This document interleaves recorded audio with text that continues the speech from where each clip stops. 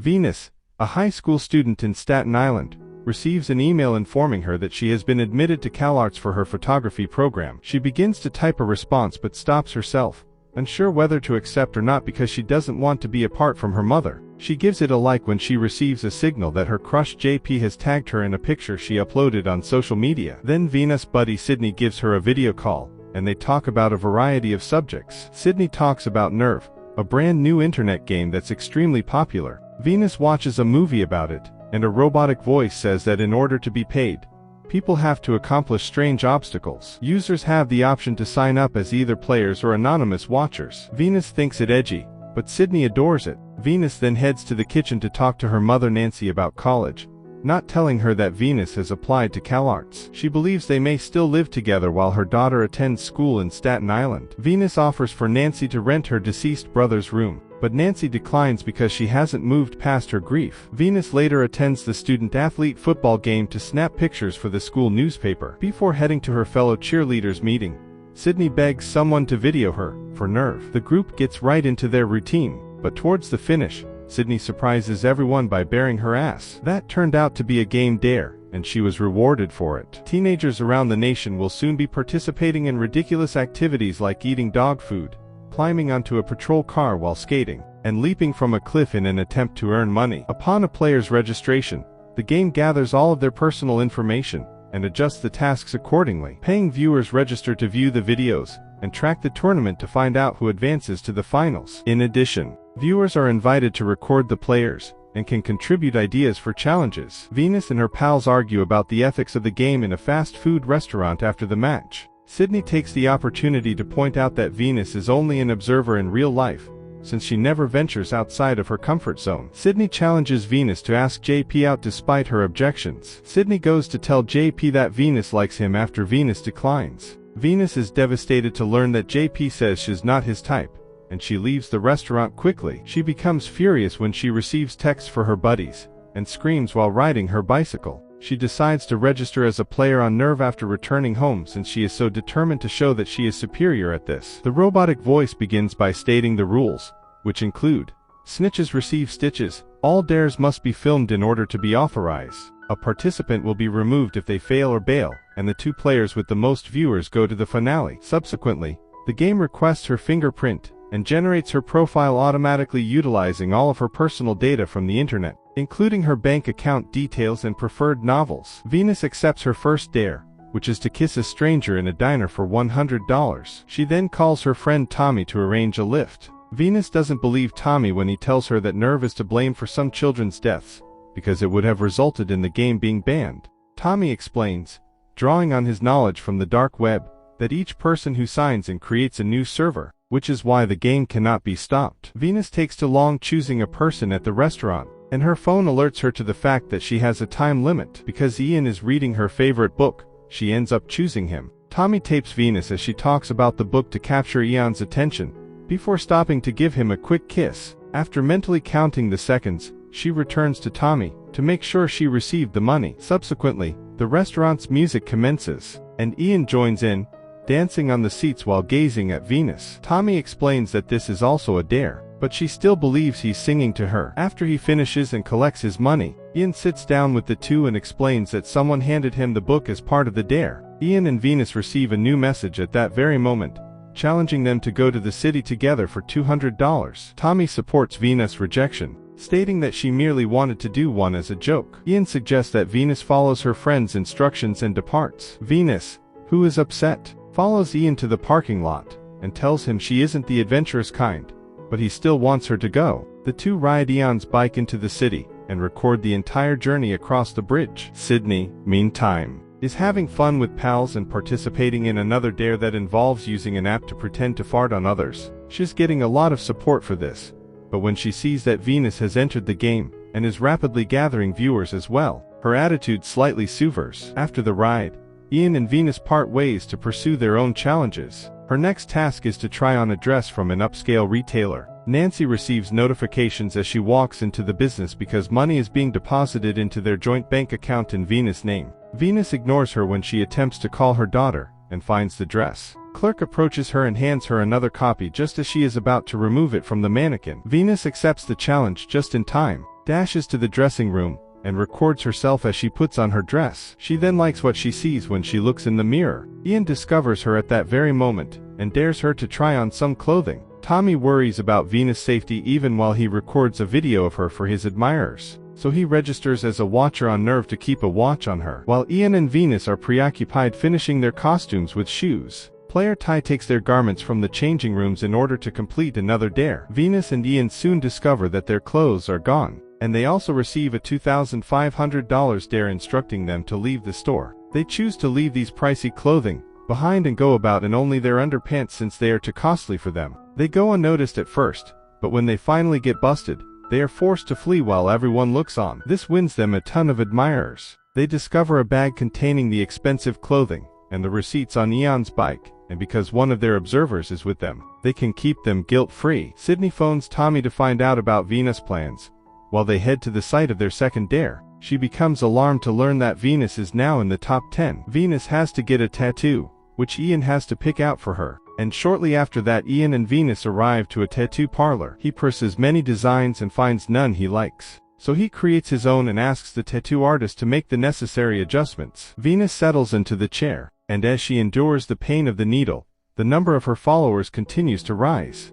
Ian plays a song she likes and tells her brother's story to take her mind off of the hurt. When Venus looks at the tattoo in the mirror once it is finished, she is pleasantly startled to see a lighthouse, just like in the title of her favorite novel. Sydney becomes increasingly envious of Venus, as she continues to gain admirers when they are at a party. Tommy is observing all of this and eventually loses patience. In order to learn more about Ian, who doesn't exist on any public websites, he phones a hacker acquaintance for assistance. When his pal gives him a passkey to the dark web, he discovers that Ian has already played the game. Actually, he was a part of an incident that claimed the life of a player. Tommy freaks out and calls Venus to warn her, but she doesn't answer. Returning to Ian and Venus, they receive a new challenge that requires Ian to ride the bike across New York City at 60 miles per hour while blindfolded, and Venus to give him the proper directions for $10,000. Ty arrives to snap a photo of Venus wearing a car decal, but Venus declines to participate. Ian persuades Venus to accept the challenge after he leaves. A female at the party plays it on the TV for everyone to see when they accept it. Ian puts the decal on his helmet, and when Venus signals that the light is green, they lift off. Venus needs to shove them off in order to retake control because their driving is poor, and they come too close to another vehicle. Ian accelerates through the streets as Venus leads him with a combination of words and leaning on his body. They nearly run a red light, but Ian is accelerated by Venus, allowing them to cross in time. They eventually reach the end of the countdown after passing through a tunnel, and Ian manages to clear his eyesight in time to stop the right bike before it collides with the fence. Following, the pair exchanges kisses in celebration. Sydney is quite envious of her peers at the party, and wants them to offer her a better dare. Ty finds her at that very moment, and offers to work with her. After Sydney rejects him, Ty offers her his number, and heads out. Nancy phones Tommy in the meantime, curious as to whether her account is being hacked given that she continues to get money from unidentified tippers. To get Nancy off their backs, Tommy conjures up a story about Venus playing poker online and making big money. Returning to the pair, they bond over their family circumstances and enjoy themselves on a carousel. Envious Sydney tries to call Venus as this is being taped, but Venus doesn't answer. When Ian questions her about it, Venus begins to explain that Sydney constantly makes fun of her and uses her as a means to comfort herself about her own fears. Sydney feels humiliated in front of everyone, so now her supporters are banding together to come up with a risky challenge for her. Sydney receives a new challenge during the party when two boys arrive with a ladder. She has to use the ladder to go from one building to another. Despite being inebriated and lightheaded, she chooses to attempt. As everyone else films, Sydney awkwardly takes her first few steps and falls to her hands and knees for assistance. She gets back up to retrieve her phone from her pocket, but she must be the one filming for the dare to count. She becomes increasingly anxious as a result of everyone shouting advice at her, and she unintentionally drops the phone to the floor.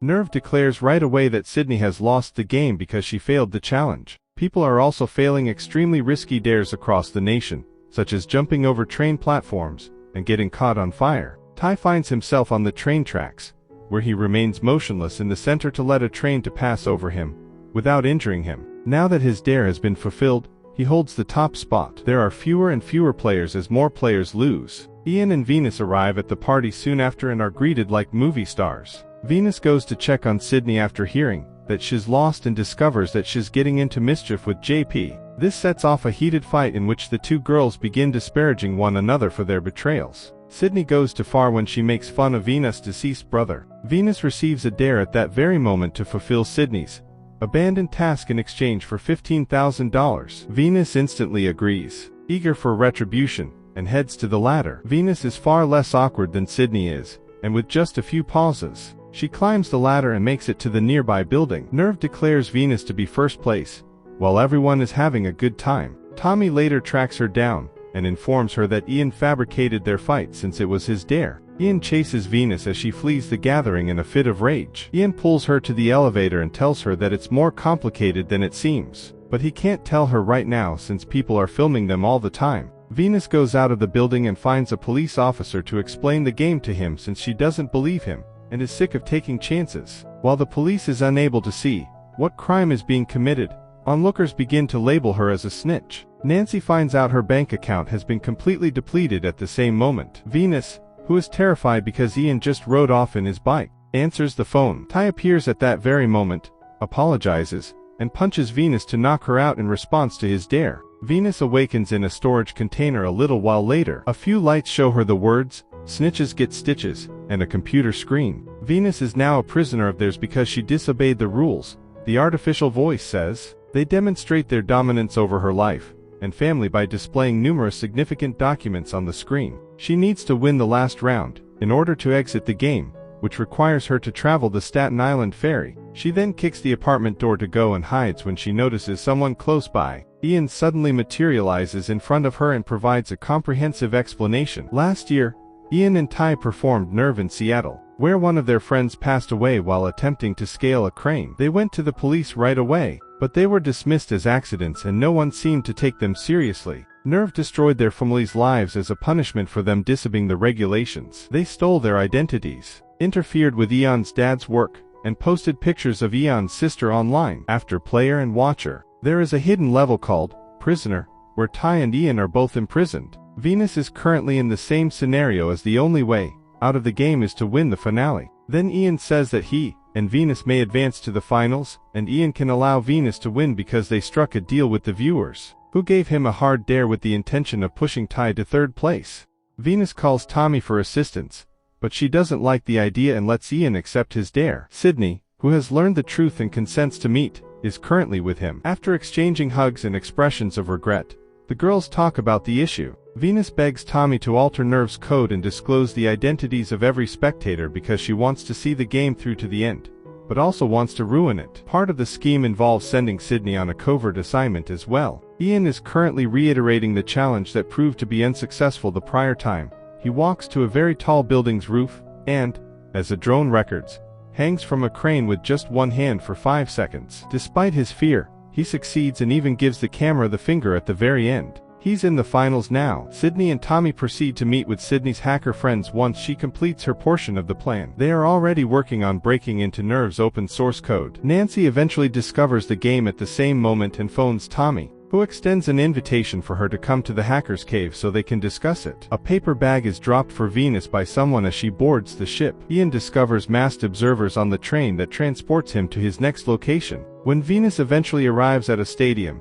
and the security officer requests a ticket, she takes out the revolver from the bag. Venus enters the room and sees a large number of mask-wearing, anonymous viewers as thousands of others check in to watch the last dare. Ian shows up shortly after, and they decide to shoot each other as a last dare. The hackers must act quickly because they only have 20 seconds to shoot and the winner is whoever shoots first. Venus follows Ian's instructions to shoot, but she misses and the game is tied. Venus tries to leave after being insulted by everyone, but someone watches her and shoots into the air to stop her. After taking off his mask, the observer exposes himself to be Ty, who offers to shoot Ian. Venus rushes to intervene as the audience applauds, branding the onlookers cowards for hiding behind masks and calling them derogatory names, and only finding courage in groups. Venus challenges Ty to shoot when he brushes off what she said. When a poll on their phones appears as Ty tries to win over the crowd, everyone votes in support of Ty shooting Venus, So he does just that. Ian lets out a yell and grabs Venus' plummeting body. The hackers eventually complete their work at that point,